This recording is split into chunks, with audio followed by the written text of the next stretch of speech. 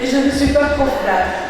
Mais j'ai eu la chance, quand j'étais enfant, bien que j'étais dans le fin fond du Maroc, dans une ville où il y avait des musées, des expositions et activités culturelles, le médecin de la famille qui était un ami de mes parents m'offrait régulièrement des copies de toiles qu'il recevait parce qu'à l'époque, les compagnies pharmaceutiques offraient des catalogues ou des copies de tableaux aux médecins. Et mon père, rahimahullah, m'aidait à les comprendre. D'où ma sensibilité donc, et ma passion pour l'art, les arts plastiques en général. Et donc, je suis très heureuse de pouvoir célébrer avec vous cette journée et j'aimerais y passer des messages. Donc, je vais d'abord vous présenter les arts plastiques en tant que partie intégrante de l'histoire de l'humanité, les arts plastiques, flammes de la conscience et de la vie des sociétés. Ensuite, je vais montrer le rôle des arts plastiques pour la protection des écosystèmes et pour le développement durable. Et je vais finir par des recommandations. Slide, s'il vous plaît. Donc, pourquoi cette intervention? Mon intervention est un hymne aux arts plastiques. Parce que ces arts sont partie intégrante de la culture et de l'histoire de l'humanité depuis sa création. Parce qu'ils sont un moyen d'expression et de créativité et de communication entre les peuples. Pendant longtemps, les arts plastiques ont servi à développer la culture de l'élitisme. Les œuvres n'étaient exposées que dans des musées qui étaient considérés les lieux sacrés pour ce genre d'œuvres, ou bien chez des riches, c'est des particuliers riches.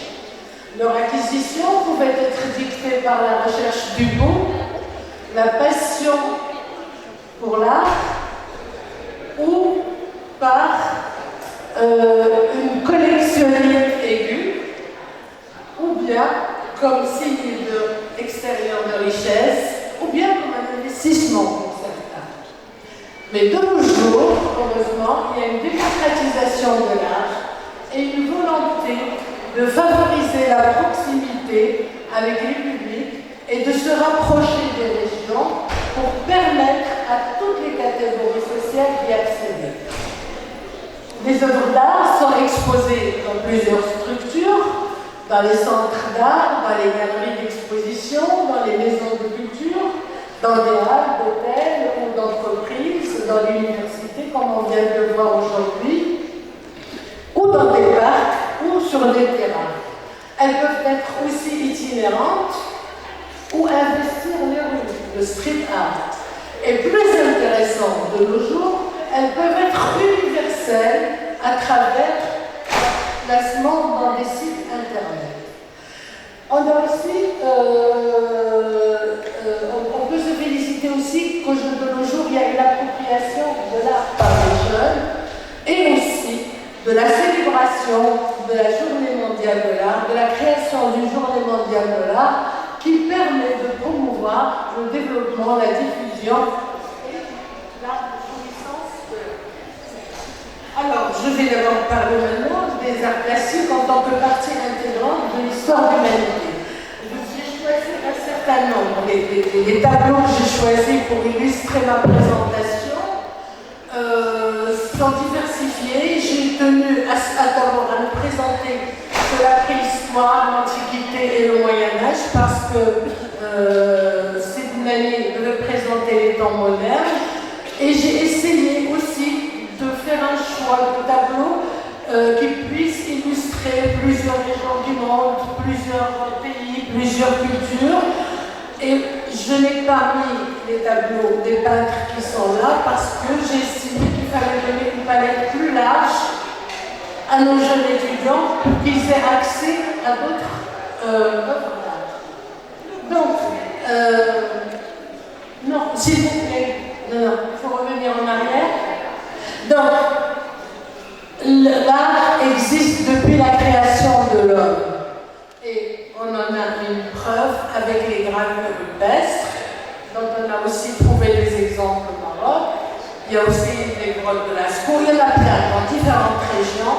Et ces gravures, justement, que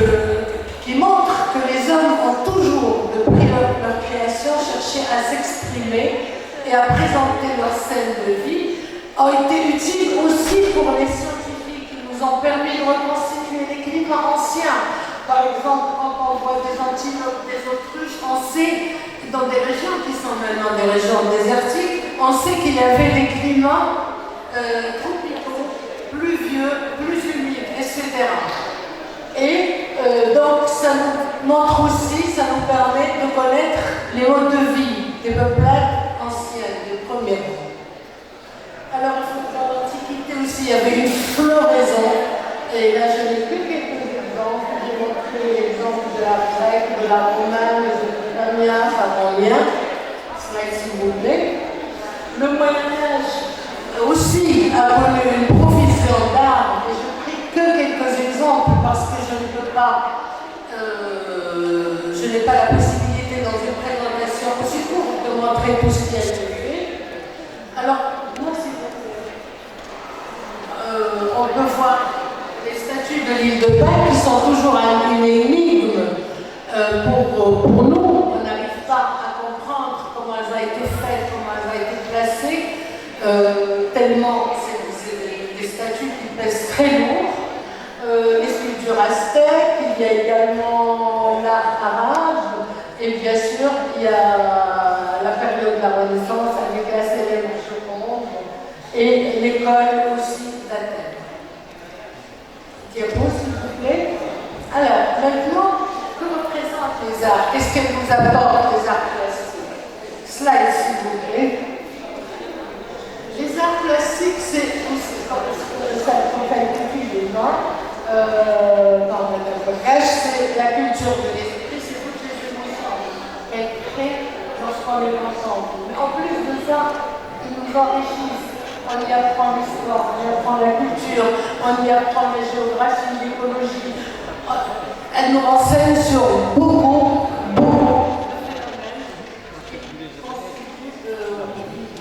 du fonctionnement de notre Terre, ou bien sur le fonctionnement des sociétés qui ont vécu. S'il vous plaît. Les arts plastiques sont aussi un outil important pour l'acquisition des connaissances. Il y a qu'à voir le rôle des bandes dessinées, le rôle de l'apprentissage chez les enfants. Il y a qu'à voir aussi l'intérêt que donnent les enfants aux ateliers de dessin et de coloriage lorsqu'on leur donne la possibilité de s'y mettre. Et les résultats après ces ateliers qui, pour la créativité et pour les compétences qu'ils peuvent acquérir. Et Mme Bakash a parlé pendant un large dans sa présentation de ces compétences. Enfin, la compréhension de certaines œuvres d'art constitue un exercice stimulant qui fait appel à nos capacités de concentration et de réflexion. C'est vrai, il y a des fois on a du mal à savoir. Bien que le carré blanc sur fond blanc de Casimir Malevich, il y a aussi l'arc noir de Vassili Kandinsky. Je n'ai pas porté le carré blanc parce qu'on ne le verrait pas sur la diapo, mais aussi l'arc noir de l'inventeur russe de la peinture. Ça, s'il vous plaît. Enfin, les arts plastiques, par ailleurs, ou de plus, les arts plastiques ont été au service de la science. Et Leonardo da Vinci l'a démontré. Ses carnets sur l'anatomie humaine et sur toutes les machines qu'il a créées sont incroyables et exceptionnelles. Donc il a fait des dessins qui sont valables de nos jours. Et il a également dessiné des topographies qui m'interpellent moi en tant que géologue. S'il vous plaît. Les arts plastiques sont aussi un moyen d'expression. On a dit souvent que certains peintres, artistes peintres étaient torturés ou avaient des dépressions ou des psychoses. Et d'après l'analyse de leur peinture, on a pu voir effectivement que c'était un moyen d'exprimer, d'exorciser tous ces problèmes psychosomatiques. Comme exemple, j'ai mis l'étoile, la nuit étoilée de Vincent de Van Gogh, qui exprime le désarroi de l'artiste à une période où il était saisi par des envies suicidaires. Il y a le cri du peintre Edvard Munch, le norvégien, qui exprime aussi l'angoisse existentielle de l'homme. Il y a la souffrance psychique de Francis Bacon. Et il y a aussi la peinture de Nobel Morisot, qui exprime les problèmes qu'il avait à l'époque, les problèmes d'Alzheimer et de Parkinson. Slide, s'il vous plaît. Alors, les arts plastiques ont été ici au service de la propagande politique ou les revendications de nos droits humains. Par exemple, ici, on a l'œuvre de Cherbourg qui montre le dessin lors de la Révolution française lorsqu'elles ont demandé l'égalité avec les hommes dans les textes qui malheureusement leur a été refusé et même leur club a été fermé après et il y a eu un retour à la société patriarcale. L'art a servi à Lénine aussi pour la propagande communiste, il a servi aussi à Hitler pour la propagande nazie. L'art a exprimé aussi la répression et la torture dans les pays d'Amérique latine, comme le Pérou, et bien sûr, il y a la révolution des Trois Glorieuses de Gilles Delacroix, on ne peut pas en mettre de terre de Lisbonne, il y avait des effets aussi sur la marche marocaine, puisqu'il y a eu un tsunami qui nous a touchés. Cela, s'il vous plaît. Donc, les arts plastiques sont aussi au service de la médecine, c'est ce qu'on appelle l'art-thérapie, et de plus en plus en oncologie, l'art utilisé en oncologie, il y a des lunettes qui préfèrent, qui s'adonnent à la peinture parce que ça leur permet d'oublier toutes les sensations négatives et de développer un contrôle et une force sur leur maladie. Il y a des autistes qui ont du mal à s'exprimer et normalement à communiquer avec des problèmes mortels, mais qui peuvent s'exprimer formidablement à travers la peinture. Je l'ai pris 2-3 exemples. Par exemple, Stéphane Michel, qui est capable, mais de mémoire, de dessiner une cité urbaine parmi les cités les plus complexes avec des détails exceptionnels. Il y a Dan Miller, autiste aussi, qui utilise les lettres et les chiffres pour s'exprimer. Et il y a Grégory, qui dessine aussi bien la faune que les cités, que les milieux urbains, que les paysages, etc.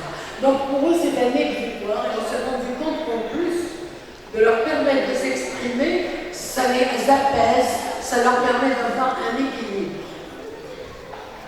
Alors, les arts plastiques sont aussi au service du développement durable et de plus en plus, il y a de peintures d'artistes reconnus ou de néophytes ou d'artistes en herbe pour sensibiliser sur le réchauffement climatique, sur la pollution, par des tableaux, ou bien comme Jeanne Bertinin, qui, elle, utilise tous les déchets pour les reproduire dans des tableaux de maître. Parce qu'elle sait que ces tableaux sont prisés et donc ils vont attirer le regard. Il y a aussi Mandy Barker qui lutte contre la pollution des océans par le plastique. Il y en a d'autres, il y en a plein. J'ai pris quelques exemples pour vous dire, voilà, ça existe, mais rapidement, on retrouve.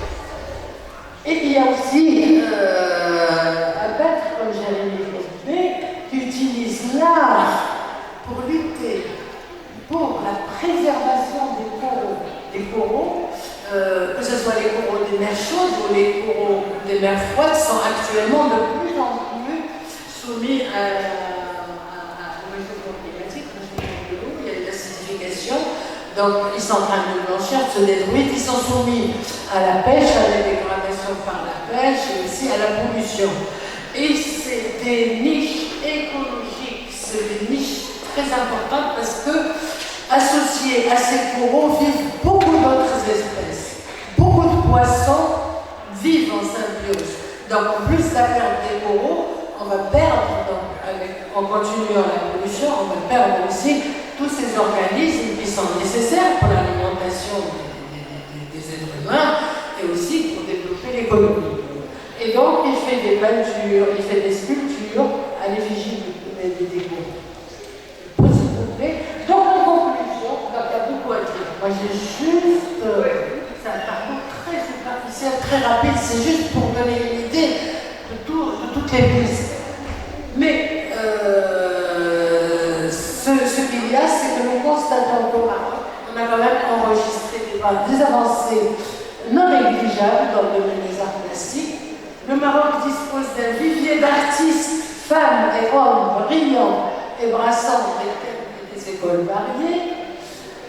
Les efforts qui ont été faits à Zéna ont fait d'Azéna un lieu de festivité artistique, estivale, un pôle d'attraction pour les artistes du monde entier et un musée assiette pour le street art.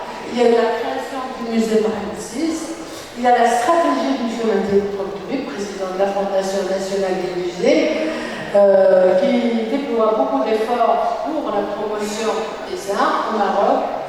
Il y a l'ouverture de nombreuses galeries, il y a les expositions de peintres marocains à l'étranger, et même des prix. Donc, je n'ai pas eu le temps de chercher tous les artistes qui ont été primés. Il y a les éditions du Salon du Maroc, je crois qu'on est à la 7e ou la 8e édition. Il y a les expositions itinérantes, telles que l'exposition Main et Lumière, qui constitue une opportunité d'exposer avec les pionniers de l'art. Il y a les clubs de jeunes, les universités, comme le club du 3e art, ou les clubs qui existent dans les associations de développement régional.